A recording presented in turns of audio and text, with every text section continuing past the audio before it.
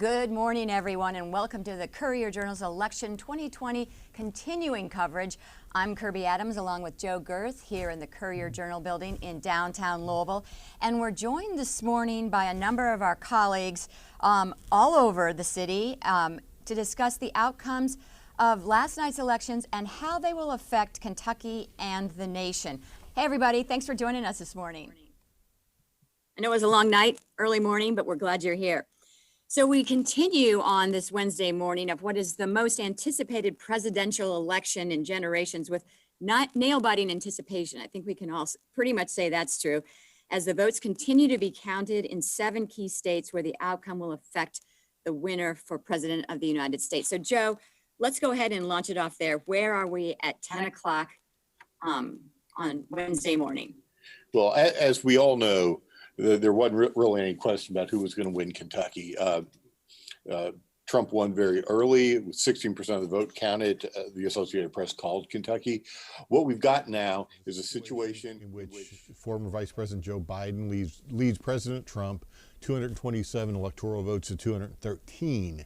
If you look at the map and the numbers that we know at this point, if Biden continues to lead in all 4 states where he has a advantage, he will check in with 270 electoral votes, the exact number that he needs to win the presidency.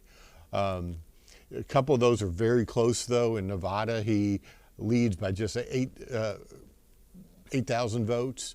In Michigan, he leads by 9,000 votes. So there's still some votes out.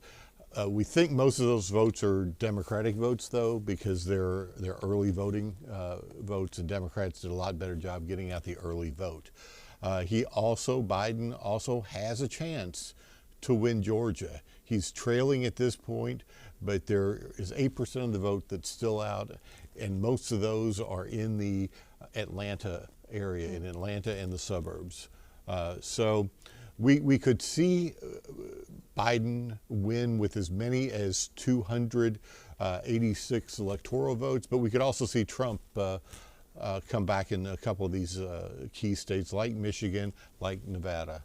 I thought it was interesting late last night, when Biden was talking and said that patience was what we all had to endure right now, where on the flip side, President Trump was speaking and saying, fraud, fraud, fraud. Right. Trump claimed victory at about 2 o'clock in the morning, but at the same time, he did not sound like a guy who thought that he had won, because if you win, you don't claim fraud. So, but we'll see how this play out. Probably end up in the courts at some point if it remains as close as it is, but we'll see. All right. Well, let's move on and talk to some of our colleagues about what is happening here in the state of Kentucky. Morgan Watkins is in downtown Louisville, where Mitch McConnell will be speaking at about 11 o'clock this morning. But first, before we come to you, Morgan, let's listen in as Mitch McConnell declared victory last night over Amy McGrath. The people of Kentucky had a clear choice, and they sent a clear message. Tonight, Kentuckians said that challenging times need proven leadership. And our nation will need Kentucky values and Kentucky ideas to defeat this virus and regain our footing. I'm the only one of the 4 congressional leaders not from New York or California. I look out for Middle America. And I've been sent back to Washington so the working people in this country who make things and grow things and mine things and raise families in our smaller cities and towns and teach our kids our values are going to keep their voice, keep their influence, and help our nation come back even stronger. The trust of the people of Kentucky has literally changed my life. When I witnessed Dr. Martin Luther King's March on Washington speech as an intern back in 1963, I dreamed about doing big things to help my state and our country. I never imagined Kentuckians would make me the longest-serving senator in our state's history, or that my fellow Senate Republicans would make me the longest-serving Republican leader in U.S. Senate history. Together, we've used Kentucky's front row seat for the good of our state and of our nation. So a seventh term for Mitch McConnell. So Joe Girth and Morgan Watkins, what does this mean for Kentucky moving forward? Well, it means they're going to be keeping Senator McConnell in office for another 6-year term. It's his 7th straight win in the Senate. And he won big last night. I mean, right now with 97% of the vote counted, last I checked this morning, he's got a 20% lead over Amy McGrath, which is just a massive margin of victory, especially after she outraised him by over $30 million. But ultimately, I think it just sends the message that, you know, Kentucky's a red state and it doesn't matter how much money you raise, you know. Ultimately, they're going to go red even if you pump millions of dollars into the state. And in more good news for McConnell, the Democrats appear to have failed to win some of the key races around the country that they were hoping to win to knock him out of the majority leader's position. At this point, you know, they're trailing in North Carolina, in Georgia, in Maine, and even in Michigan, where the Democrats have Gary Peters, an incumbent. So those could always change at the last minute here. We've still got votes in a lot of Democratic areas, but at this point, if the map holds, McConnell will remain majority leader. All right, thank you, Morgan. We know you have to get over to Mitch McConnell right now, coming up at 11 o'clock. Let's move on to state races. Joe Sanka has been covering noteworthy Republican victories. Joe, what can you tell us about all of that? Well, Republicans had a very good night in Kentucky, especially the state house. They had a 62-seat supermajority, and it looks like they will have at least 70 seats in that chamber. There are 8 races that have been called where the Republicans flipped the Democratic seat, and there are 5 additional seats where the Republican candidate is leading with most of the votes counted and hasn't been called yet. So Republicans could get a 75 to 25 majority in the state house, which of course means they could pretty much do whatever they want. And that type of majority is similar to what they have in the Senate, where it looks like they'll have 30 seats, the Democrats 8. So it looks like for the next 2 years, the big votes that happen in Frankfurt are going to be within those 2 Republican caucuses and in both chambers and not actually on the floor. So they can, the agenda is totally in Republicans' hands for the next 2 years. Do we know what the delay is on getting the results in some of these other races that are still hanging fire out there? I'm not sure. The AP hasn't called them. In most of these races, they're like at 90% of the vote in. To use an example, there was one race in the eastern suburbs of Louisville between incumbent Democrat Maria Sorolis and Republican Ken Fleming. Actually, the 3rd time in a row those 2 have faced off in a close race. And Fleming is up by, I believe, around 700 votes. And technically, the AP is showing 100% in. That hasn't been called yet. There are still absentee votes that can be counted through Friday. So I don't know if they're waiting to see how many are remaining, but it seems kind of doubtful that there are that many votes that are going to come in for Sorolis in just that little district. Yeah. And that would be a huge blow to the Democrats who were looking to pick up seats in the suburban areas for them to actually lose that one. Yeah, that was kind of Democrats were hoping would be their firewall. They knew that they were going to lose rural seats where Democratic incumbents decided not to run for re-election, where Trump had won big in 2016, and they were expecting to win big in 2020 as well. In those 6 of those seats where Democratic incumbent chose not to run, Republicans swept them. Republicans also swept 2 Eastern Kentucky districts where a first-term Democratic incumbent had won by just a small amount in 2018. They were hoping that these blue suburbs were going to stem the tide of that. Democrats were, but that was not the case. They tried to challenge Republicans in several of these suburban districts in Louisville, Lexington, Northern Kentucky, and they pretty much struck out on every single one. And not only that, but Republicans took one back.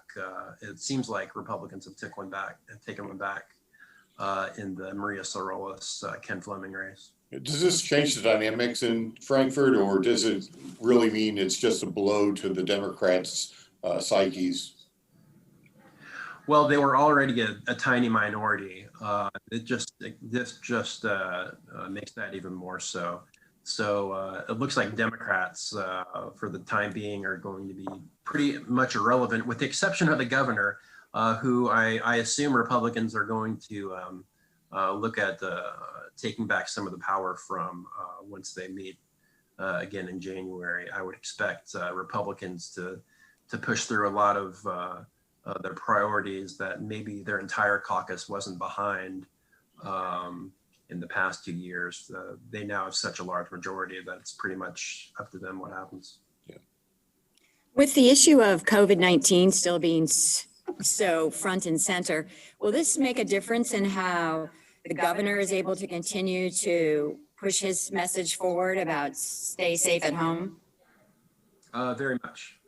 We still have the Supreme Court decision which is coming soon, and that will determine what regulations Beshear has in place right now can remain. But I would be absolutely certain that one of the big priorities in January for Republicans is going to be limiting Governor Beshear's power when it comes emergency powers when it comes to the pandemic and many other things probably. All right. Anything else? I think we're ready to move on. All right, Joe Slonka, thank you so much for your time. Let's move on now to Darcy Costello, who's been keeping an eye on the Metro Council races. How did that turn out last night? Well, it looks to be that incumbents are holding on to their seats in the 5 contested races, but as Joe just mentioned, Jefferson County is still finalizing its ballot counts. The clerk's office has said that they're waiting on absentee ballots and provisional ballots and military ballots, and said there was an uptick in people using the drop-off ballot boxes in the past week. So they're still processing those. They have a deadline of Friday at 6 p.m. and that's when we're expecting to hear some definitive information. But the unofficial results do show that the 5 incumbents in contested races have leads. But I'll note that, similar to the race Joe mentioned, in District 14, where Councilwoman Cindy Fowler is facing a challenge from Michael Powell, she is only up by 769 votes. So it kind of depends how many ballots we're waiting on, how many are still being processed, how many from that district in particular haven't been counted yet to know for certain. But it looks to be that those incumbents for now are keeping their seats. And I should also note that those were the 5 contested races in the general election, but there are going to be 2 new faces on Metro Council who ran uncontested in the general election. That's Ja'Cory Arthur in District 4 and Cassie Chambers Armstrong in District 8.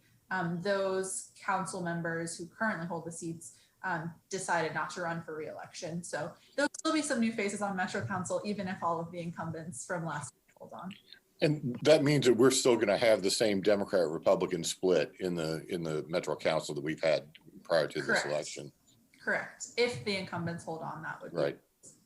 Did I understand you correctly that deadline for all those to be counted is Friday at 6 p.m.? That's my understanding. Okay. All right, so patience again, name of the game. Thanks, Darcy, so much. Appreciate that input on the Metro Council races. So now we're going to move on to our state constitutional amendments, and we have Billy Coben and Ben Tobin joining us, 2 new faces.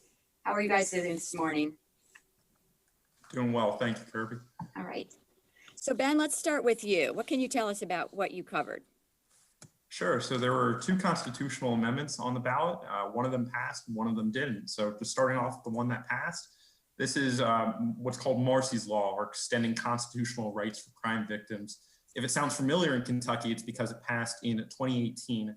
But in 2019, the Kentucky Supreme Court said that there was an issue when it came to the wording on the ballot, that there was a sentence and that there just wasn't enough description. So if you looked at your ballot this time around, the whole amendment was on there, more than 600 words. And it didn't really make a difference between 2018 and 2020 now. It was about 63% of the people passed in 2018, 63% passed it now.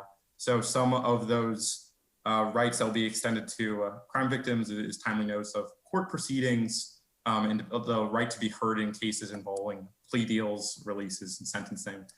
Some opponents said that it might, make the overwork the court a little bit. It might hurt due process, and there were some concerns there from opponents, but this ultimately did pass. Meanwhile, the second constitutional amendment was to extend the term limits, or the terms rather, of some judicial officers, namely district court judges and Commonwealth's attorneys. Both would increase their terms to 8 years. District court judges currently serve for 4 years, and Commonwealth's attorneys currently serve for 6 years. That ultimately was rejected as of this morning, at least when I checked the numbers, with about 95% of the vote in, 69% rejected it. When I talked to voters, some of the main opponents thought that, if these if these candidates are running for office, they want to be able to hold them accountable more frequently than 8 years. So that's why they voted down for the most part to keep the terms the same right now.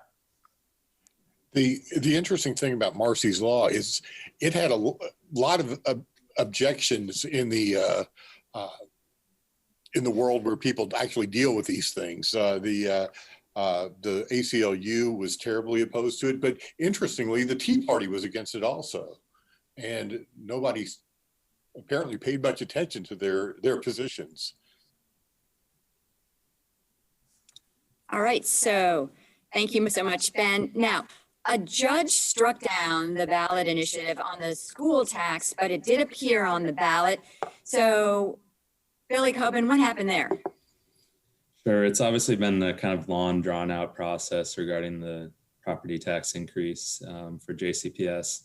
As we reported last Friday, a circuit court judge in Jefferson County said that the petition to put it on the ballots had too many invalid signatures. And basically what that means is that any votes yesterday and kind of in the lead up to the election day will not be counted. They'll be retained as of now, but they will not be tabulated. And the clerk's office has said they're not going to release any of those votes that did come in right now. So right now, JCPS will be able to take that 7-cent property tax increase at some point in the future. However, it cannot take effect right now due to a pending and likely appeal from the petition committee. This is the group that they were known as the No JCPS Tax Hike Group. And they've indicated that they plan on appealing this. As of this morning, they had not yet formally filed the appeal. It would probably go to the Kentucky Court of Appeals. But basically what that effort could do is completely negate this 7-cent property tax increase. If it were to get struck down in court, this tax increase, JCPS is still able to raise taxes this year. So I think that's one important note for people and voters to realize is that JCPS is able to take a 4% tax increase under state law, and voters do not have to approve that. That 4% increase is about roughly 2 cents per $100 of annualized property value. That would see tax bills rise by about $19 a year for a $100,000 home. By comparison, the 7-cent tax increase that they've sought would represent roughly $70 more in taxes for a $100,000 home per year. So there definitely is a difference there. I guess we're just gonna have to stay tuned to this appeal. Remember, there's a 30-day window for any appeals. So it could, we're not necessarily gonna know right away what's happening there, but certainly an ongoing situation with everything. Well, Billy and Ben, there was a lot on the back of our ballots, and you kind of have to wonder, did everybody turn their ballots over to find all of those different things that were listed on the back? And there were a lot of words on the back of that ballot as well. Some people I understand were somewhat confused by what it all said, but I guess we'll never know how many people did turn it over. So before we leave here, and we really appreciate everyone being here. Joe Sonke, have you been scouring? Is there anything new there for us, or anybody have any last little bits of information that have come in? It's elections after all. I know that Joe Girth keeps scanning the presidential map there. I will add one note that if Republicans do get 75 seats in the state house, of the 25 remaining seats for Democrat, the majority of them will be in Louisville, and outside of Louisville and Lexington, there are only 6 seats, one in Bowling Green, one in Frankfort, 2 in Northern Kentucky, and 2 in Eastern Kentucky. So that kind of points out the dominance really of Republicans in that chamber. Mm-hmm. Absolutely. And we are not seeing any changes in the presidential map at this point. So we are exactly where we were when we came on the air. Kind of like what we were saying last night for quite a while. Yep, exactly. All right, well, guys, so with those Kentucky races decided, I guess we can say patience is the word of the moment as we wait for the presidential results and some more of the results here in the state of Kentucky. We'll have much more in Thursday's edition of the Courier Journal on all the elections. Find that on your newsstands, on your doorstep, and of course, online at courierjournal.com. So for all of us here at the Courier Journal, thanks for staying tuned, and we'll see you Thursday.